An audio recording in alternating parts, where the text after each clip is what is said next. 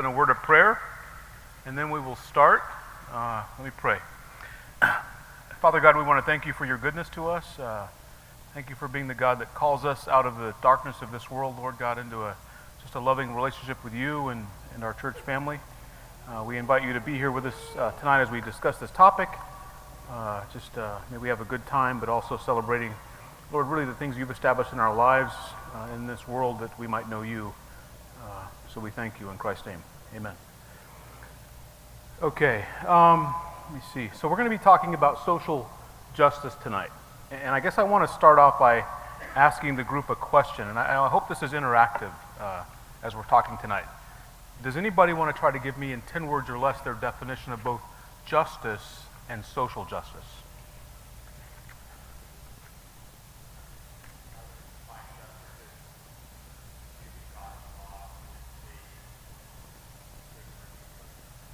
Using God's law to repay, I'm sorry. Pay for, okay, very good. Anybody else? She's counting how many words. I think you did have 10.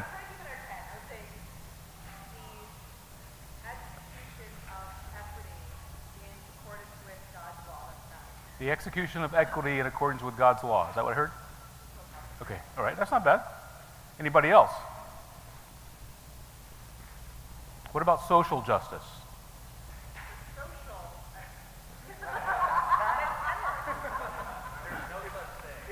Okay, so I've got a former policeman saying there's no such thing over here. Okay. Okay, my wife is saying justice doesn't need an adjective. Okay, very good. Anybody else? I bring this up in part, guys. I think it's always important to define your terms, right? And I think we live in an age where if you don't define the terms, you can just mean just about anything. And so what I've done here, I'm going to hand this out if I can. I've got just a definition of both justice and social justice, if you don't mind passing those out. But I think social justice is much more amorphous, nebulous, and almost, I'm going to say almost intentionally not well defined. Okay, so we're going to define that tonight. I want to start off by saying this here. Now, David, if you guys don't know me, I have a sense of humor here, but David asked me to do this because I have brown eyes. So that's why we're talking about social justice tonight here, okay? All right? That said, though, I love the look on Rob's face. That said, though, one thing I'm not going to really jump into is talking about race, and I want to tell you why. I think I've come to the conclusion in my own life here, when you start with talking about race, you really end up dividing and not bringing together. And I'll say it this way, and I hope we can have a discussion here tonight, because these are the types of things I think about as I work in the workplace here. When we talk about race, what I've found is we should be thankful for our race. I don't care what your race is, first of all, okay? God has given us your race, so enjoy it. But I also say don't rub it in somebody else's face here. And so I want to start with that. We'll talk about it a little bit tonight here, but this is really about social justice and really our response as the church to social justice. Let's go to the next slide, please. So I've given you my preamble about David asking me because of my brown eyes here. What I want to start with as far as really the introduction is a framework of framing justice from a biblical perspective, really. Okay, so we're going to jump into the Bible. We're going to talk about some scriptures that mention justice, and some directly, some indirectly. And then we're going to go, you've got the definition there in terms of justice there. We'll cover that a little bit. I've been given a couple of books by David, so thank you, David, to sort of help me prepare for this talk here. We'll talk about those a little bit. And then we're going to talk about some notable develops which might be associated with social justice. That's a list. And then we'll look at social justice in today's society, okay? And this is my interpretation. Again, you feel free to say, hey, Tim, I don't believe that, but this will be my interpretation. And then I'll give you my thoughts about social justice, and then answer the question, the social justice movement meet the standard of biblical justice, and how does the Christian engage in the movement? And then any Q&A we have, okay? I wish the font was a little bit bigger, so I apologize there. Next slide, please. So as David appropriately pointed out here, these topics we're talking about, how do they line up with the Westminster Standard here? And so I have it yellow tonight because I thought, you know what? I really don't believe the Bible is there to sort of talk about social justice. Yes, justice must be executed in a social setting, but I think the way we define social justice today here is something that's different than what's in the Bible.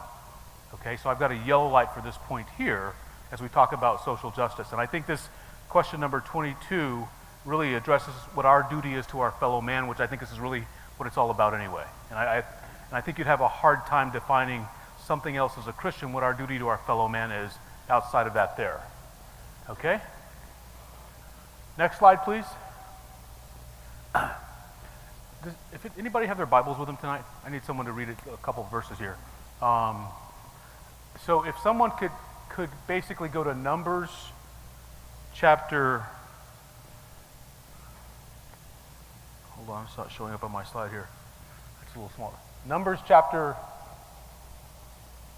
16, 33, and then 17, 1 through 16. Okay? So let me start with, I think you're all familiar with Micah chapter 6, verse 8, right? He has shown thee, O man, what is good, and what the Lord doth require of thee, right? But to act justly, to love mercy, and to walk humbly with their God. I picked that verse because obviously it talks about acting just, but it also talks about mercy, right? And I think really if you're going to be just here, I mean, God was very careful to draw all three of these points together to say, you know what? This is what it really means to walk with God, to act justly, to love mercy, and to walk humbly with your God. And so the point I want to make here, we're going to read Numbers, and then we're going to read Matthew, right? And I really want to talk about where's the justice here in these accounts here. Someone have Numbers chapter 17? 27? Sorry, my eyes are off here.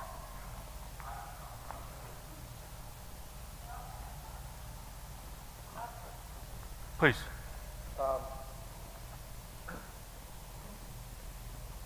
Then came the daughters of Zelophehad. Zelophehad, the son of Hefer, the son of Gilead, the son of Machir, the son of Manasseh, from the families of Manasseh, the son of Joseph.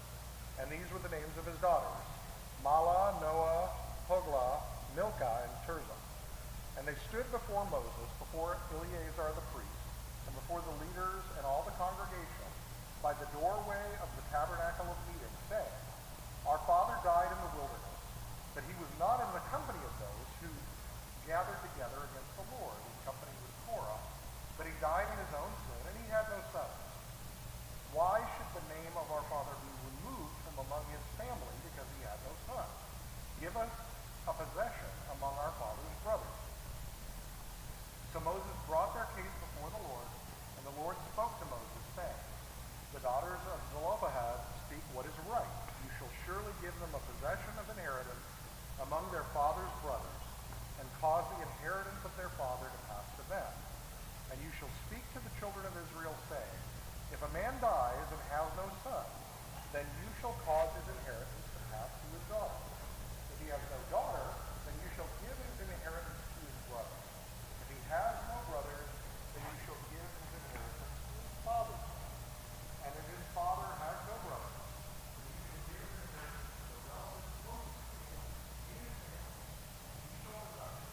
And it shall be the judgment, or it shall be to the children of Israel a statute of judgment, just as the Lord commanded Moses. Thank you. So, kind of a summary. We're talking about property here. The Israelites are getting ready to go into the promised land, right? And because there's no male in the line of Zelophehad, right, these daughters are going to get passed over as far as getting any land, okay? And so one would think, and I tell you, when I was in college, I remember taking a course. It was the history of our American history. And so remember in our history, women could not vote.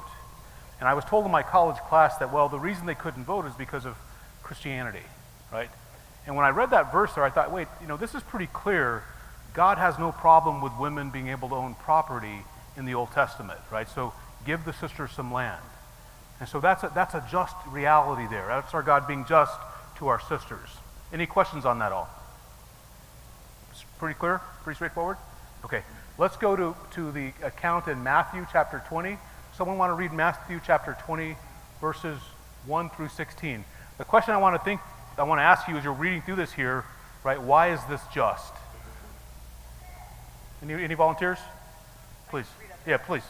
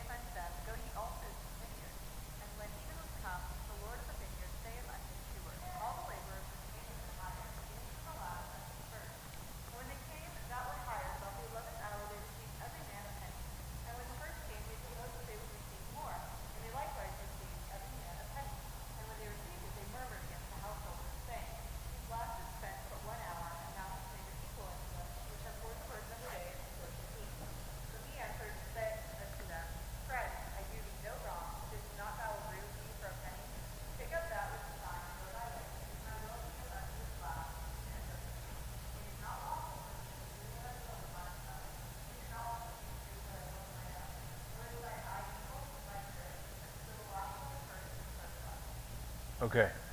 Now, I remember when I first read this as a young Christian here, it's like, gosh, that first guy kind of got ripped off there. Okay.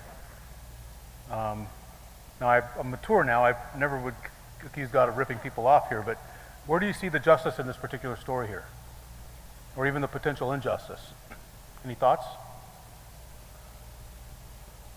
Please.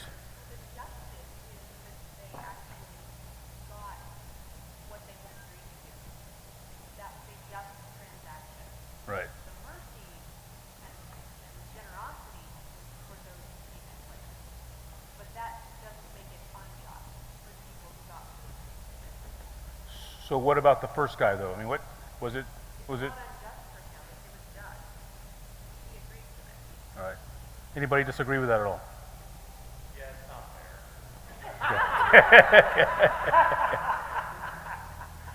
That would be the argument. Yeah. The argument is I worked all day. Right. The guy that hardly worked, that's not fair. Yeah. I think it's fairness. Right. So it's interesting. We've got some lawyers in the room. There's some employment law going on here. There's some contract law going on. Okay. Here's an interesting element, though.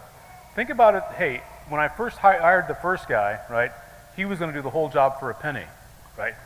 We hired other people. He didn't have to do everything he was originally thinking, right? So it's even a little bit merciful to that guy as well, right? He didn't have to do as much work. Right. Okay. Now he was looking for more, though, and he actually worked less, ironically.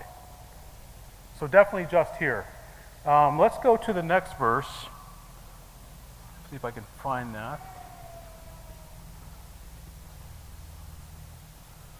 Can we go back up to the top, David? I apologize. Genesis 45, 1 through 14. I need a volunteer. Genesis 45. Dan, please. Then Joseph could not control himself before all those who stood by him. He cried, "Make everyone go out from me." So no one stayed with him, and Joseph made himself known to his brothers. And he wept aloud, so that the Egyptians heard it, and the household of Pharaoh heard it. And Joseph said to his brothers, "I am Joseph. Is my father still alive?" But his brothers could not answer him, for they were dismayed at his presence. So Joseph said to his brothers, "Come near to me, please." And they came near. And he said, "I am your brother Joseph, whom you sold into Egypt. And now do not be distressed or angry with yourselves, because you sold me here. For God sent me before you to preserve life. For the famine has been in the land these 2 years, and there are yet 5 years in which there will neither be plowing nor harvest. And God sent me before you to preserve for you a remnant on earth, and to keep alive for you many survivors. So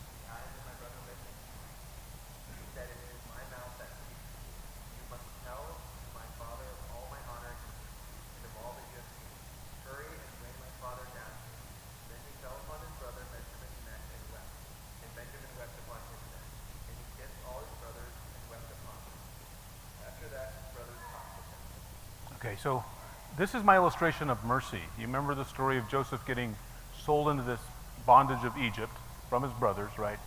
And then lied about to his dad from his brothers that, hey, Joseph's dead, okay? And now Joseph is in the seat of power in Egypt, right? And if you read the text before this, he's really setting this up very well, because he gives his brothers some grain, right? They can go back to Egypt, gives them back their money. They never had to buy it, right? But he could have been very, what I call vindictive towards his brothers for selling him into Egypt, right? Instead of exercising justice, he actually extends mercy to his brothers, right? And I think if you remember the story here, obviously everybody gets to come to Egypt and live in Egypt during this famine. So truly an act of mercy, right, we see on Joseph's part to his brothers. The last one I want to look at is Acts chapter 6. I can't read that fine. It was 1 through 7, I think. It's 1 through 7. This is Acts chapter 6, 1 through 7. And this is about walking humbly with God here. Billy, please. Now in these days when the disciples were increasing in number, a complaint by the Hellenists arose against the Hebrews of their widows being neglected and being confusion. And the 12 summoned the full number of the disciples and said, "It is not right that we should give up preaching the word of God and serve tables. Therefore, brothers, pick out from among you 7 men of good repute, full of the Spirit and of wisdom, whom we will appoint to this duty. But we will devote ourselves to prayer and to the ministry of the word." And what they said pleased the whole gathering, and they chose Stephen, a man full of faith and of the Holy Spirit, and Philip, and Prochorus, and Nicanor, and Timon, and Parmenius, and Nicholas, and the apostle of Antioch. These they sent before the apostles, and they prayed and laid their hands on them. Now, I want you guys, we got the Hellenist Jews over here and the Jerusalem Jews on this side, right? You guys are getting all the goods, right? When the food's distributed, you guys are getting leftovers, if anything, right? And so what you see is the leadership getting involved here in a situation where all the goods are not being distributed equitably, right? And making sure it's done so with the basically installation of the deacons here to handle this point here. I'm going to say, based on the narrative there, I mean, a lot of interjection on my part here, but the church continues to thrive after that particular event, right? And I got to believe it wasn't easy just to pick up and move on, because if you think about the Jerusalem Jews, I'm sure they're feeling a little bit more superior to the folks who are from the Hellenistic Jews, right? But God's bringing these people together, right, appointing leadership and saying, we got to move on here, okay? And that to me is really being able to walk humbly with God here. It's a little bit of a stretch here. What I do want you to imagine, though, is what would that look like if they were asking and demanding social justice, right? I think you'd have a lot of broken people saying, you know what, I'm not getting my fair share here. And so you got to be able to drop the opportunity and say, you know what, I forgive and I move on here. These are 3 examples. I want to revisit these if we have time here to look at it in the context of social justice. Let's go back to your sheets. You've got the definition of both justice and injustice. Now, if you've got a dictionary at home, you probably won't find this definition. This is from the 1828 Noel Webster definition of justice, right? So Webster, back in 1800, called justice the virtue which consists of giving to everyone what is his due, practical conformity to the laws and to the principles of rectitude in the dealings of men with each other, honesty, integrity, in the commerce of mutual intercourse. Justice is distributive or communicative. Distributive justice belongs to the magistrates and the rulers and consists of distributing to every man that right or equity which the laws and the principles of equity require, or in deciding controversies according to the laws and to the principles of equity. Communicative justice consists of fair dealing in trade and mutual intercourse between man and man. Any questions about, anybody have a problem with that definition at all? Okay. Now we've got the definition of social justice. I actually found this on Wikipedia. It was hard to find a definition of Wikipedia, of social justice here. But when you look at it, it says, in contemporary politics, social science, and political philosophy, the fair treatment and equitable status of all individuals and social groups within a state or society And then they go on and say, in theoretical terms, social justice is often understood to be equivalent to justice itself. And they close out and say, however that concept is defined. Any thoughts about that definition there? Right? Say it again? Squishy, right? So I think when we look at this definition, guys, I'm not saying, I don't think there's I found it hard to find a definition for social justice. When I looked at this particular definition, right, what I saw was they're really taking justice and putting it aside. They're almost poo-pooing justice, first of all. Two, I highlighted the word status of all individuals because I really didn't know what that meant, right? And so when you think about the status of individuals, we all have some status. I'm not quite sure if it's saying we should all be at the same status or not, but it was a little fuzzy for me to figure out what is really going on with the definition of social justice. Anybody have any thoughts on that or any, please? Yeah, I get lost in the equitable, right? What is equity Right. in that sense? And I've understood it in my mind, scary at times. We have equal opportunity and then equal outcome. Yes. Right, so I see that as potentially being part of social justice, not only on equal opportunity to develop, Right. but the equal outcome part is really Yeah. where I think I think you're hitting on a very good point here. How do you try to make sure people have equal outcome, right?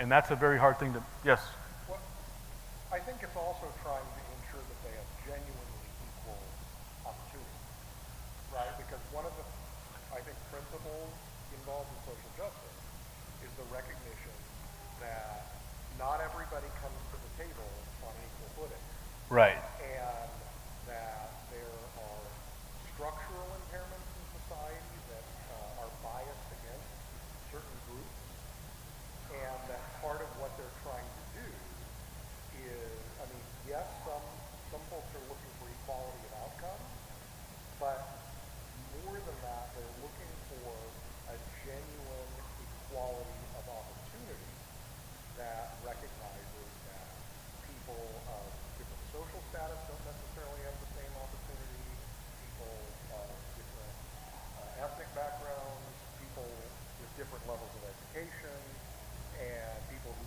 come into a situation with more inherited wealth. So they're trying to find something that may correct generational injustice and structural injustice to generate a genuine equality of opportunity. I don't deny what you're saying, Rob. I think that's a tall, this is me speaking just in my opinion, that's a very tall order, right? And so, Well, yeah, I was trying to define yeah, it, yeah. not trying to... yeah. And so I guess, I think that's a very tall order, and my mind goes back to really from a biblical perspective, right? Right. What is God doing in terms of establishing justice? And it almost becomes a question because when I think about social justice, and I'm going to give you guys my definition here, because one of the elements of social justice I see is really looking back, right, finding some error, right, and then trying to bring forward here, let's correct this now. And I'll say this, I'm going to mention some of the books that I just read here. And again, thank you, David. One of the books that I was given to from David, actually this gentleman graduated from the same school as David. Jamar Tisby has a book called The Color of Compromise. Okay, Jamar, reading this book here, and I'll show you some things I liked about it, but he's asking for basically evangelicals today to pay for the sins of the past here, right? And I just, for me, I just have a hard time with, you know what, I wasn't there. I didn't do the crime, I wasn't there. And I think asking people to do that, I'm not sure how you get to that point. That goes back to your point about generational elements there. A lot of bad things have happened in the past, right? And so the question is how do we reconcile those things here and move forward, if we truly are interested in moving forward? I think Joseph's point is a very good point about moving forward. That's why I brought Joseph as an example, right? Joseph could have gone back and says, you know what? You don't know what it's like to be in that hole. You don't know what it's like to be sold into slavery. And he had a long list of things, grievances he could have registered, right? But you don't see that, okay? And I think what I also realize when it comes to social justice here it's really devoid of God. I don't see God in the middle of any of that. And I think that's a very important thing here, because when we talk about justice, right, we have to realize there's also a judge, right? And as Christians, we know there's a final judgment, right? It's one of the things that gives us the fear of God, if you really think about it in terms of how do I treat other people equitable and be just in my act and doing. I think, but without God here, I think for me there's no hope moving forward. So back to the books here. So again, the first book, The Color of Compromise, by Jemar Tisby. What I did like about the book, the guy was very passionate about what he was presenting. Excuse me. My wife's giving me some cues here about my hand here. Very passionate about his cues, about what he believed here. Okay. At the same time, I think we're always looking for an honest dialogue on topics, right? And when I think about some of the views brought up in this book here, he was very politically safe here. And I say that because I think you can, when you look back on slavery, right, you can say Democrats, Republicans. I don't think you want to play that as a Christian, truly. At least I wouldn't want to. So I think he played it very safe politically, is one point. Two, it was all about race. And again, I haven't seen an argument yet where you start with race and end up with everybody happy and moving forward, unless it's all of one race in the room here. And so I just, as a person sitting where I sit here, you don't start with race. The next book, What is the Mission of the Church here? They nailed it when it came to the fuzziness of the definition of social justice. And I think as Christians, we would be very wise to ask people, what do you mean when you talk about social justice, right? And how pinpoint people are about that definition. Again, without good definitions, it's really hard to move forward with what I would call a consistent discussion. And so they were very good about that. I think they were very good about outlining some of the points in the scriptures where we do have instances of social justice much deeper than I did today. And so good point there. And really getting the church to say, you know what, we need to keep to the mission God's called us to, right, but also engage the society. And you'll see some of my points there on that discussion. Next slide, please. What I want to do here is look back. And here's my premise, guys. When you think about social justice changes from generation to generation, okay? And so these are some of the beginnings of social justice that I found. Going back to the 19th century is where we first see the term social justice among the Catholic thinkers, right? Tarpanelli is mentioned as the person first coining the phrase social justice. Some people dispute that. And you got to think about it, this is in the context of the Industrial Revolution, right? Think about people having an agrarian society and then moving out and having to work in the workplace. You start seeing disputes among men here, and the question would be, are we treating our workers equitably? So that's some of the discussion going on back in the 19th century. John Stuart, English philosopher, parliament member, right? Basically was a very big advocate for social justice in England. We know about the 13th Amendment ratified in 1865, abolishing slavery in the United States. In the late 19th and 20th century is where we see social justice really start to pick up. Okay, so in the, again with the Industrial Revolution, we see people advocating both politically and legally about social justice. Some of you know who John Dewey is, very big in this particular movement and influential in our society. And then I think one of the bigger landmarks was after the First World War, you see international law talking about the need for social justice in order to maintain peace. Okay? The 19th Amendment was ratified in 1910. Women have the right to vote. And then the Civil Rights Act of 1964. Key elements of social justice. And I look at this here because this is pretty tame for the most part when you think about social justice. Hard to knock some of the things on that page there as far as some of the things that were happening. But this is kind of the beginning, if you will, of the influence of social justice. Next page, please. Now, this is my perspective here. This is what social justice looks like today, right? I want to, maybe some of you have read some of these headlines. Jordan Neely killing on the New York subway exposes the brokenness of our system. Anybody familiar with that story at all? Any comments or thoughts? Oh, I think it exposed a lot of irrational Not a lot of what? Logic. Yeah. When I read the story, it was, it sounded like someone was razzing people on the subway. This gentleman was protecting people, and the guy died. And so that's how I read the story. When you look at some of the headlines, completely, hey, this shouldn't have happened here. He was just a homeless guy who was just, bothering people a little bit. In fact, some of the stories were a little fuzzy to me. The next one I thought was interesting. Jury awards a black woman $11.25 million for being late to work over 50 times. Okay? I just don't know how. 11.5, that's a lot of money for being late, okay? Okay, this is social justice, folks. Okay? And it doesn't look equitable. Go ahead, you got a question, Kim? She fired and believed that it was what we call a hostile work environment, and that they fired her because of her race. Okay. All right. Okay, I think it's the next two. So Biden and Pointy calls for the UN to create reparations tribunal, right? This is another talk about social justice, right? We want America to pay for her past. And I would tell you guys, I love history, right? The Civil War was a brutal war, right? And so I think about the way we pay for things here isn't always money, right? We have an interesting history here, but to go back and say Americans need to pay for the injustices of slavery here, to me, is crossing my line.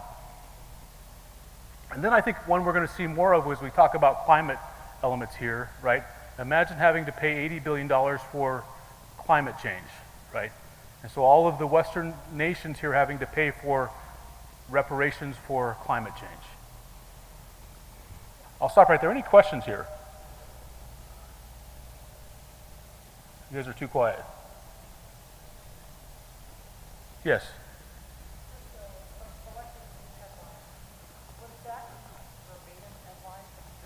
I can cut and paste like nobody else. No, that's what I was wondering.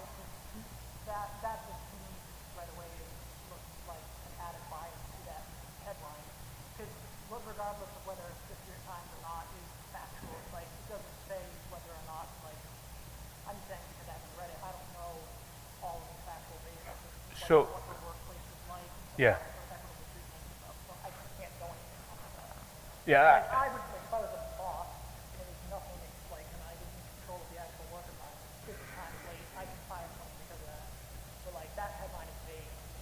That can be included to boost the narrative of Oh, and they news lines do that all the time. It's called clickbait, is what it is. Yes. So. suggested rhetoric. All Yeah. I'm saying was did you use a whole lot I read the article, and it's clear to me that she thought she had a case because she had a hostile environment, right?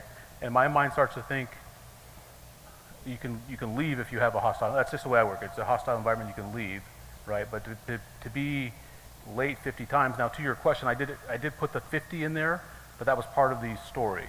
That's the only thing I changed on that particular narrative. But to your point there, I would like to think that if I was late 50 times, I would be fired. That's what I would reasonably think. Especially if my boss told me at the third time, hey, Tim, we want you to be here on time. Now, she's a personal trainer, okay? And so think about a personal trainer. You have a contract, if you will. Hey, I'm going to show up at 8 o'clock, train you to 8:30, and we're going to move on with the next person. That blows the whole schedule off, okay? So, good points. Any other questions or comments? Sure. Yeah, no, just to continue with that, was I agree with the contractual work-based Right. transactional aspect of it. I was just merely asking about if it was talking about, it was awarded to her, right? Right. But did they find that it was factual that individuals were, because what it's looking at is it just not, take away the fact that she was late at all. Right. Is it just that in her work environment, maybe she was a model employee, was she being treated by other individuals hostilely against race, against other things? I don't think $11.25 million would have been awarded if it wasn't, and it was found by a jury of peers and stuff. So I think more or less, I was just wondering what your opinions about, was that money? Was it unjust to give her the 11.25? And not the figure, but let's talk about any money at all. Was it unjust for her to be awarded for just a trial and a jury of peers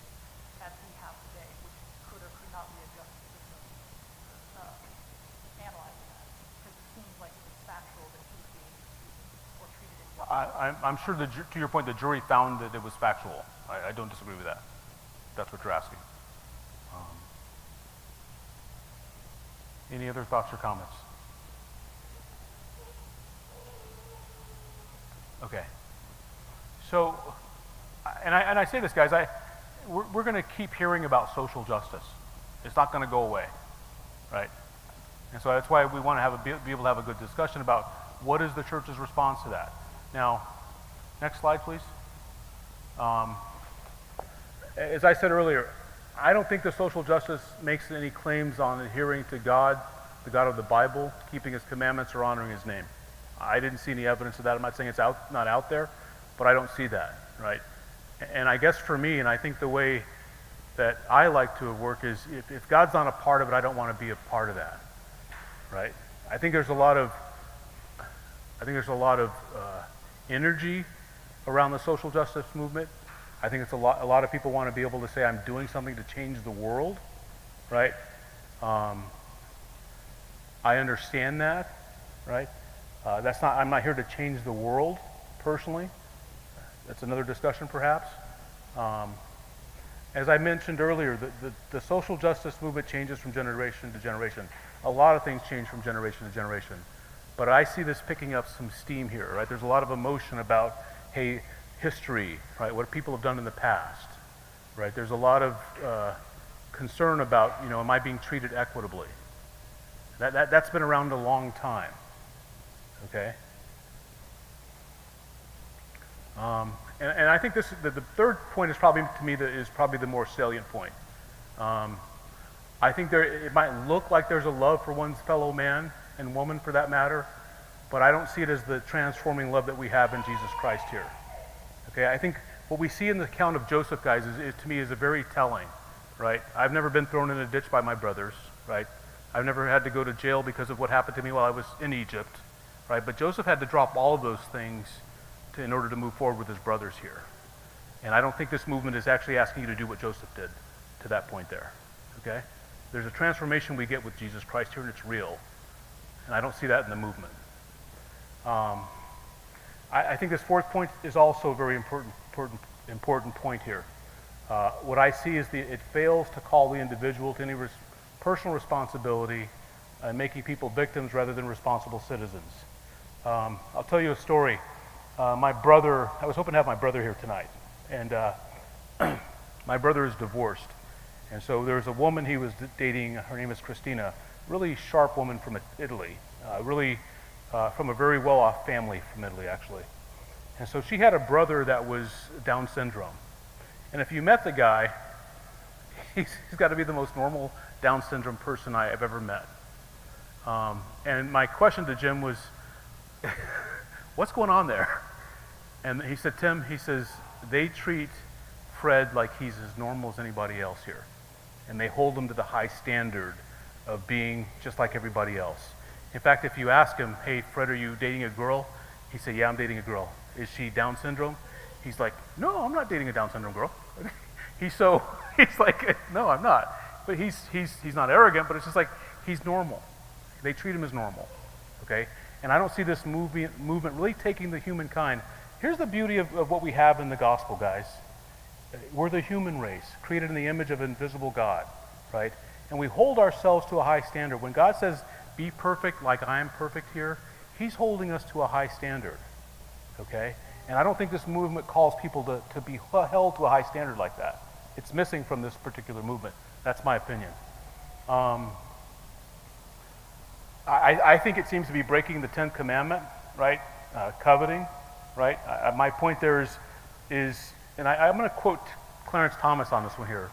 Clarence Thomas was very good to say, you know what?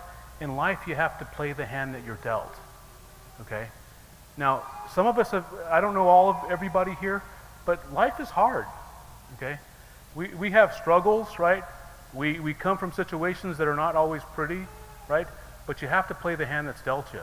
And the reality of the gospel is there's a God that's there for you. And that's hard that's hard for a lot of Christians to accept, okay?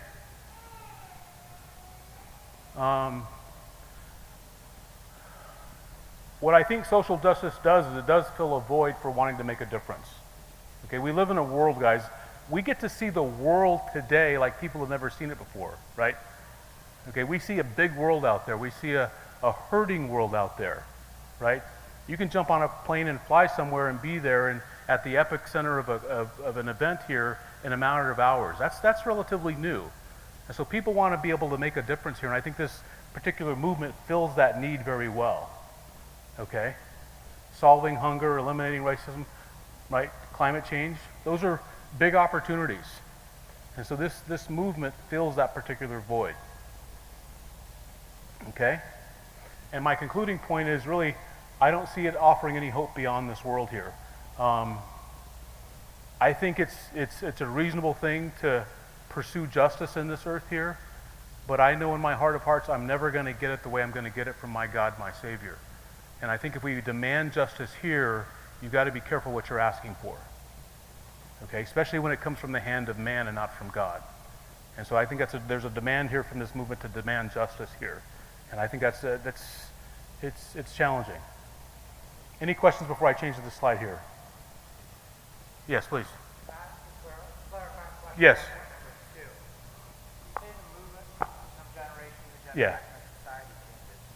Wouldn't it be also fair to say that the standard acceptable definition of justice in each situation changes from generation to generation, right? With hindsight being 20/20 and all that, we see that we see now that something wasn't just in the past, but that's very much now. You used an example at the beginning of women being allowed to vote, right? Right.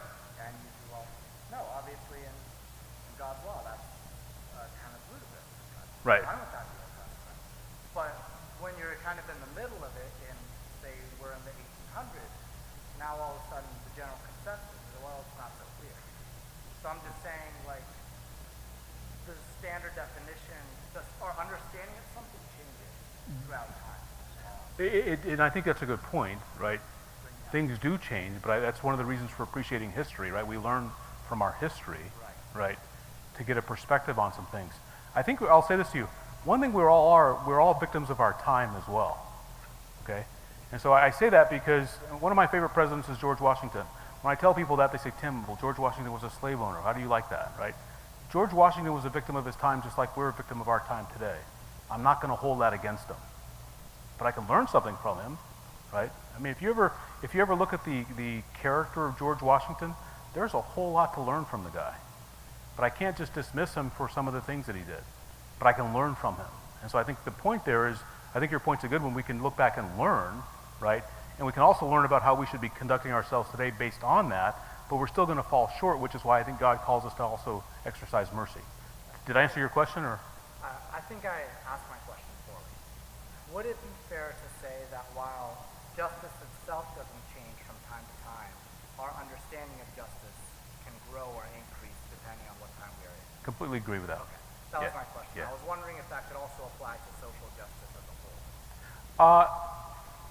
Well, what I'm having a hard time with social justice is really nailing it down as a hard definition to move from. Is there any Right. way we can improve the definition? I got better things to do, but I think. Well, Susan said it well. Why do we need an adjective on justice?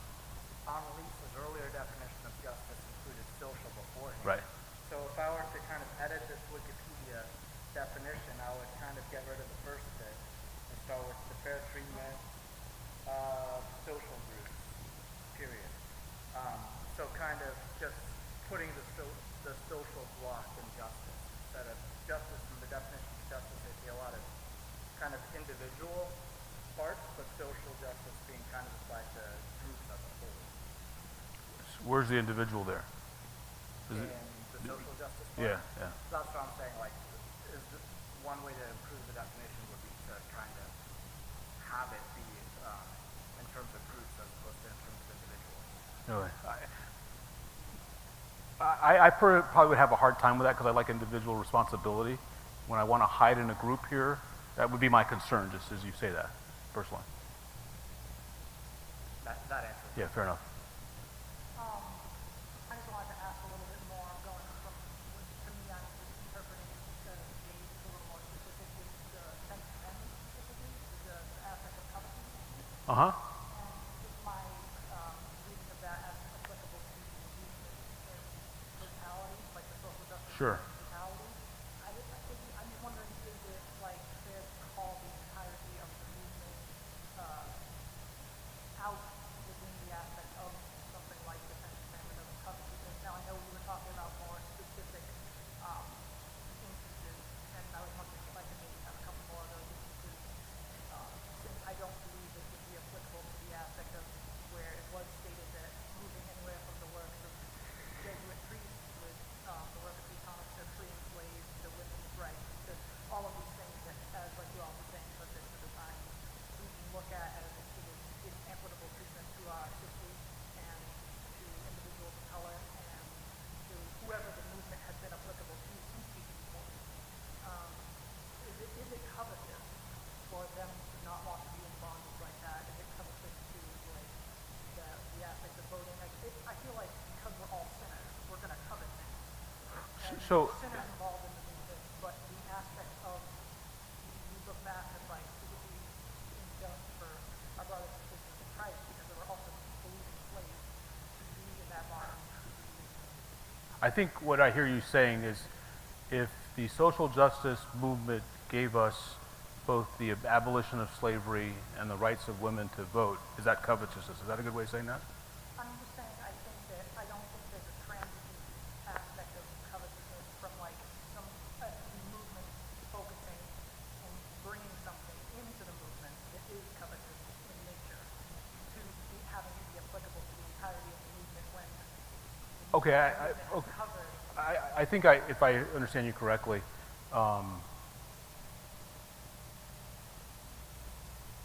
would I say the abolition of slavery is covetous? No. Right? Giving women the right to vote? No. Right? So those are some elements there looking back to say, you know what, these are some good things here. Some people might argue otherwise, right? We should be able to hear them on that. That is part of the movement, right? But I think what I see is the movement's taking on a strain here that is beyond the pale of some of the things you see there on the earlier elements of the movement.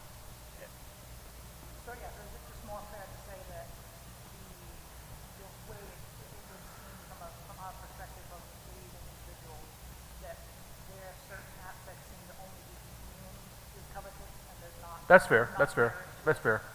At 11:39, I could have been cleaner on saying that. That's a fair point. Good point. Annalise? I was just going to say that take the case of the abolition of slavery, let's just say anyway. He's going through the channels that God has already established for justice, Right.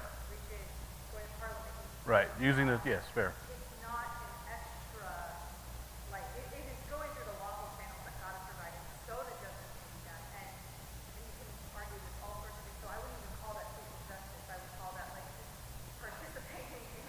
Right. And I agree with you. I'm being generous to social justice by including those elements up there. But things have to start somewhere, right? If you look at some of the history, they're taking social justice even back to Socrates and Aristotle, which I think is a bit of a stretch. But you've got to start somewhere. I thought this was a reasonable place to start. I agree with what you said. Yes, David. So I think to support your point that modern critical theory-based social justice is a violation of the Ten Commandments. One, we need to distinguish between concepts and people, right? So if we say, not to open the can of worms, if we were to say the Roman Catholic Church is an apostate church, that does not mean we are saying every Roman Catholic is apostate. That's fair. So one, if you're saying that critical theory-based social justice is violation, is covetous, we're not necessarily saying everyone who subscribes to critical theory-based social justice is covetous. But to a point I think Elaine mentioned earlier, one thing you mentioned, Tim, is that one of the concerns for social justice is equality of results. And I would argue that is necessarily covetous. And that's why we have the fear of thing. Equality of treatment, of due process, and of opportunity is not necessarily covetous at all. But equality of results, I think, is a fairly good biblical definition of covetousness. Just because it's given to your neighbor doesn't mean that it's given to you. So I think I appreciate your point on there. Right. It's important. Yeah. I should have had David look at my slides before I sent them out. All right. Somebody else had a hand up, or I thought I saw. Yes, Kimberly. Two really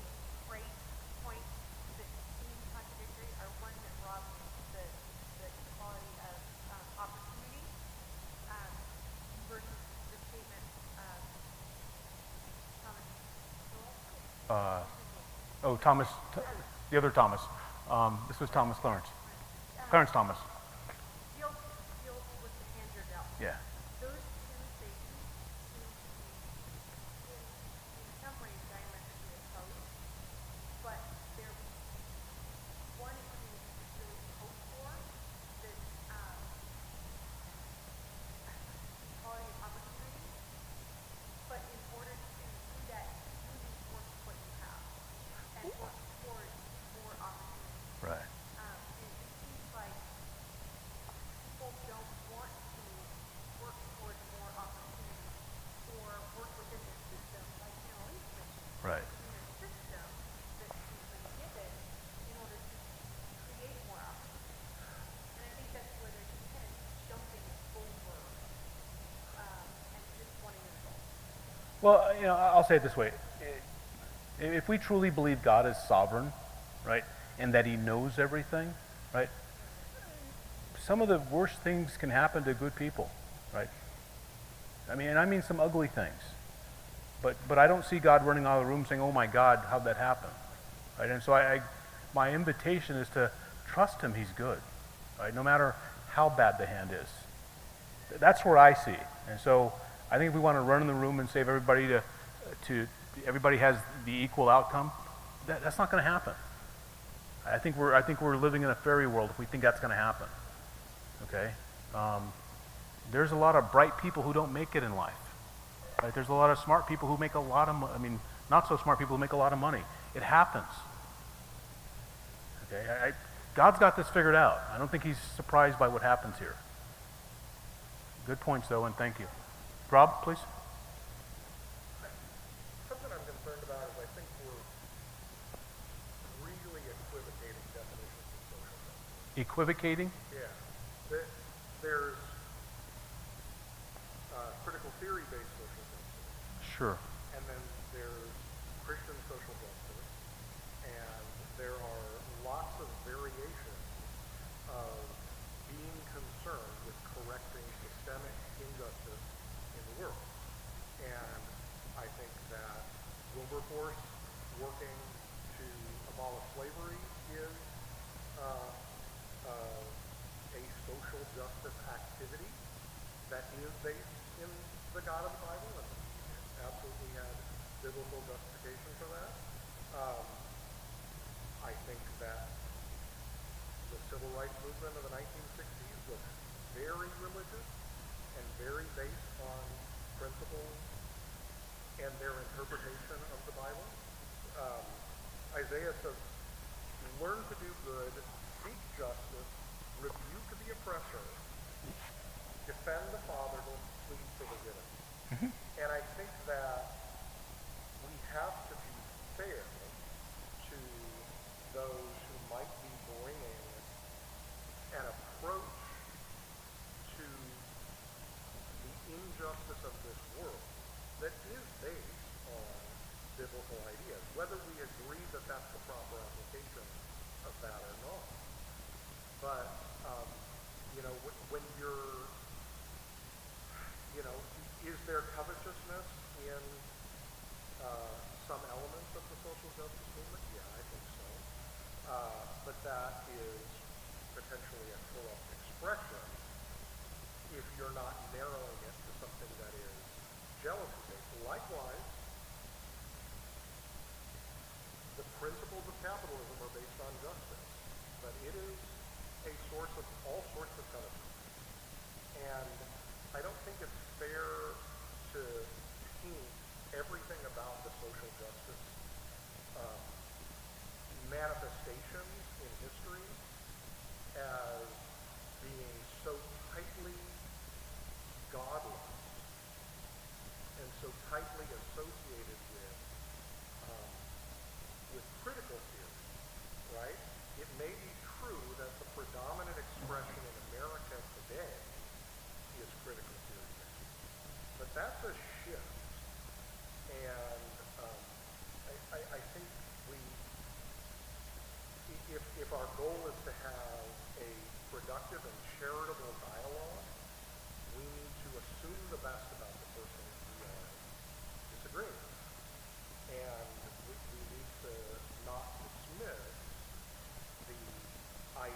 that there may be systemic problems, and then ask, once we've acknowledged or once we've established an injustice, what is a just remedy, right? Because a lot of times there is a good idea or a principled idea about justice not being done, but the recommended solution is itself unjust and requires doing an injustice to others. I would argue reparations are exactly that, where you're asking somebody who is not guilty of an unjust act to be punished for the acts of somebody else because of somebody that suffered. But that doesn't mean that somebody didn't rightly identify that there's a problem and that they're not motivated to accomplish what they're trying to accomplish for reasons that might be Christian. I would agree with you, Rob. I think what I see, though, again, I'm going to go back to the point, and I think you used the term Christian social justice, which I'm assuming there's Christians who run around and say, yes, that's Christian social justice. I think the broader movement does not include, again, the God of the Bible. I think as a Christian, we need to understand that. But I think there's a bigger systemic element when I think about sin and fallen man that I want to keep in the context. And that seems to be lost on some of the things that I'm seeing. But I think you articulated some things very well that I would agree with. You said what I was thinking, because what's hard for me to deal with in thinking about all this disentangling the scriptures about slavery was, I might think, are true cases of justice from a Christian perspective. Let's say somebody doesn't have health care, I think about like Cub Cop or he's raising money for his operation and didn't have health care. So one perspective could be, oh, it's justice, yes, we should advocate for the government to fix health care or fix hunger. Whereas our prescription as many of us here are more conservative and they say, look, private sector needs responsibility to so it's not necessarily the absolute provision of justice, it's more like a prescription. What to do about it. Other issues.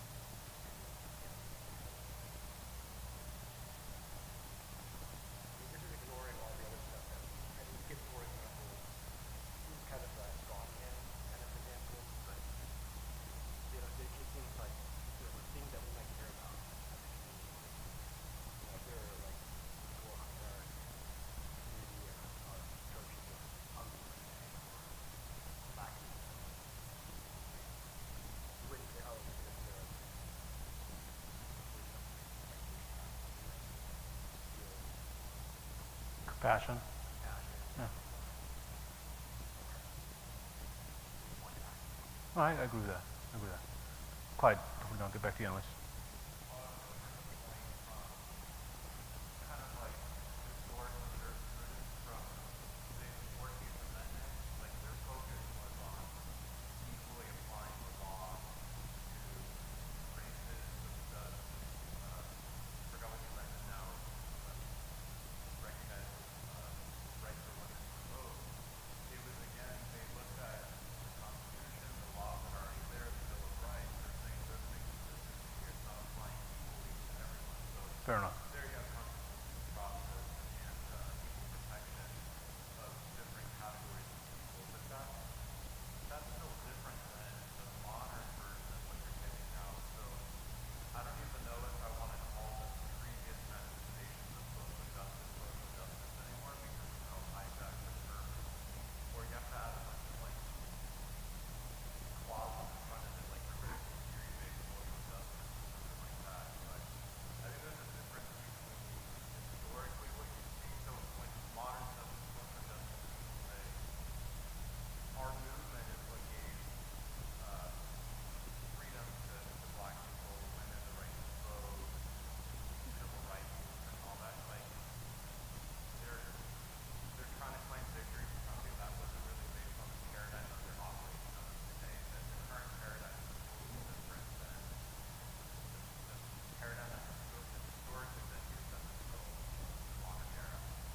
I would agree with what you're saying. I was trying to be fair and balanced to the whole movement, okay? No, it's a good deciphering, though, right? Looking back and seeing where we are today, which is really what I want to talk. This is what we see it today, and to the point, it is continuing to change. Your point was good. Yes, even justice, the way we apply it, changes, right? But I think we have to be tethered to the God of the Bible so we don't drift too far, right? That's the critical piece, right? I think when man's doing it himself here, you're going to see a lot of drifting, and I think you're going to see a lot of drifting with this movement. Okay, Annalise, you had a. I was going to say that, like, I would assume since we're talking about this at a church event, the question that we would have in our minds is like, in talking about this is, well, then what does the church have to do with it? So there's two discussions, because there's, like, what is social justice, and then there's discussion of, is the church supposed to do social justice? I would argue that the church's job is to do And that's. the word of God, the sacrament. Can we change the next slide, David? She's stealing my thunder now. Sorry. I was like, I feel like we're having like two different conversations because some of us are thinking, well, is the church do it? Is the Christians do it? It's like, Right. So again, how does the church engage in the social justice movement? I'm taking us back to the Word of God, right? Right. Loving God and loving our neighbors ourselves, right? Guys, this is the best playbook in the world, and I'm not going to apologize for it. We shouldn't apologize for what God's called us to. Okay. Being committed to the fact that without God, the work is in vain, right? We can't separate ourselves from the true and the living God, right? We have to abide in Christ. That's critical. Okay, we don't have life without Him. Okay? Being real about the brokenness of this world in our own lives and the need for a Savior, right? Pointing people to Jesus and not to ourselves is critical. All right?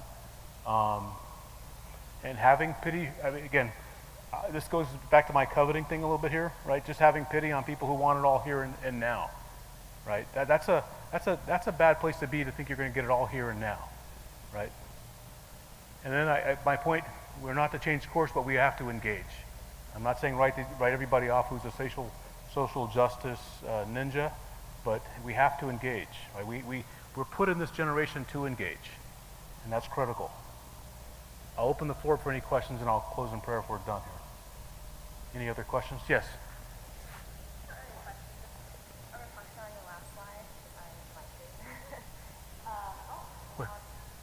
Okay. can you speak up? Yeah, sorry, got that quiet voice.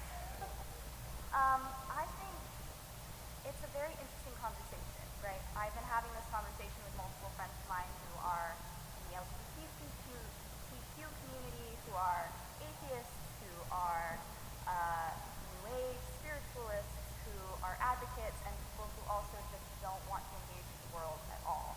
You know, the people who are just drowning it all out in entertainment. And I will say that the folks that I know who are engaged in and have their eyes, sort of lit up by the social justice movement, I really enjoy talking to them because there's this element of they're aware that something is fundamentally wrong in the world and with them. And they're hurting about it typically. And then that hurt, because they don't have anywhere to channel it, doesn't typically lead to great solutions, but sometimes it leads to solutions or ideas that I can really resonate with as a Christian. Like, oh, I want to feed the hungry. Really vague, but I feel that. I want to see racism deleted from this world. That's awesome. That's cool. And so I see, or I want to see, sexual assault go away. And in those moments, I tell them,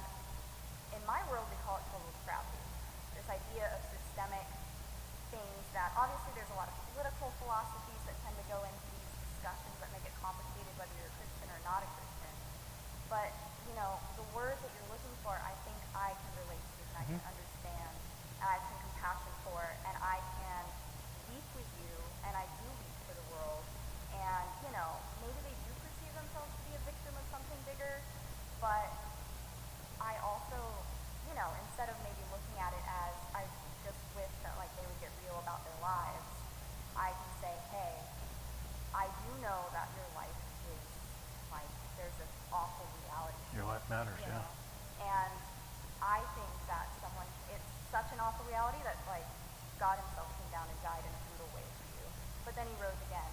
And it creates this really fascinating, interesting conversation where we can connect on doing and wanting good in the world. Are our definitions of justice necessarily different because I'm a Christian and they're not? Yeah, but I'm not surprised by that. That's just what it is, you know? So We've all been there. I mean, it's a good point there. yeah, so I just think, you know, on an individual level, we all have so many opportunities, particularly with my generation, to be like, yeah, I do weep with those who weep. And I may not necessarily agree on your approach in all fronts, but boy, do I understand your passion to see this world with me. And I think that's the thing. I can only say amen to that. Thank you. A